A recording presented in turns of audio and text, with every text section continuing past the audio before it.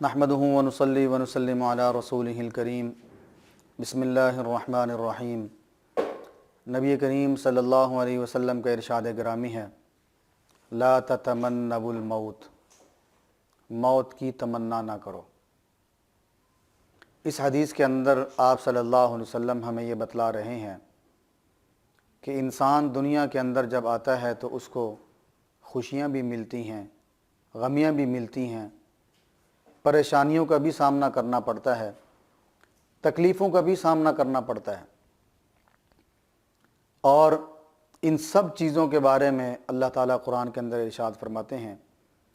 لا یکلف اللہ نفسا الا وسعها،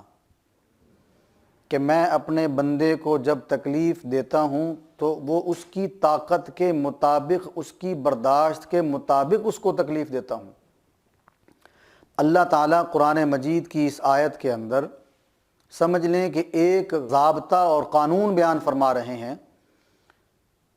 اور وہ یہ بتلا رہے ہیں کہ میں جب بھی اپنے کسی بندے کو تکلیف دیتا ہوں تو وہ اس کی بساط کے مطابق،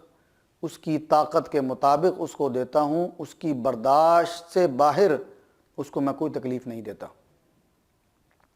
تو اس کا مطلب یہ ہوا کہ اگر اللہ رب العزت کی طرف سے ہمارے اوپر کبھی کوئی آزمائش آتی ہے، کبھی کوئی تکلیف آتی ہے،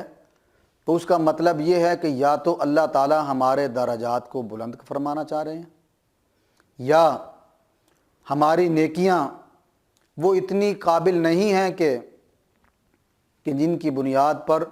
ہم اللہ کے اتنے قریب ہو سکیں جتنا اللہ ہمیں چاہتے ہیں، تو پھر اللہ تعالیٰ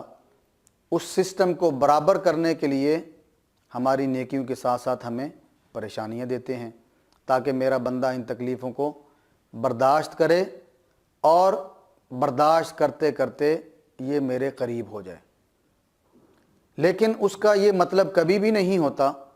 کہ ہم پریشانیوں سے تنگ آ کر اللہ تعالیٰ سے موت کی تمنا کرنا شروع کر دیں۔ اس ساری بات کا مقصد یہ ہے کہ کچھ بھی ہو جائے ہم اللہ رب العزت سے تنگ آ کر اپنی موت مانگنا شروع نہ کر دیں۔ یہ نہ کہیں کہ جی اللہ اس سے بہتر ہے کہ تو مجھے جو ہے نا اس دنیا سے ہی اٹھا لے۔ جب وہ ہمارا وقت آئے گا، وَلَن يُؤَخِّرَ اللَّهُ نَفْسًا إِذَا جَاءَ أَجَلُهَا، جب ہمارا طے شدہ وقت آئے گا تو پھر اس میں ایک لمحہ برابر بھی تاخیر نہیں ہوگی۔ یہ قرآن کا فیصلہ ہے۔ تو جب قرآن کا فیصلہ ہے کہ ایک لمحہ بھر بھی تاخیر نہیں ہوگی، تو پھر ہمیں اللہ تعالیٰ سے موت مانگنے کی کیا ضرورت ہے؟ اسی لیے آپ صلی اللہ علیہ وسلم نے اپنی امت کو یہ سبق سکھلایا کہ موت کی تمنا نہیں کیجیے، موت مت مانگیے۔ اللہ کی طرف سے تکلیف آئی ہے تو اللہ کی طرف متوجہ ہو جائیں۔ ہاں، اللہ کو یہ کہیں کہ یا اللہ یہ پریشانی، یہ تکلیف تیری طرف سے آئی ہے، میں کمزور آدمی ہوں، میں اس کو برداشت نہیں کر سکتا، اگر تو نے میرے مقدر میں یہ تکلیف لکھ دی ہے تو اللہ تو مجھے اس کو برداشت کرنے کی طاقت عطا فرما، اور آئندہ کے لیے اللہ میں تیرا کمزور بندہ ہوں، میں تیرا کمزور بندہ ہوں، میں تیری کمزور بندی ہوں، تو آئندہ کے لیے بھی ان تکلیفوں سے میری حفاظت فرما۔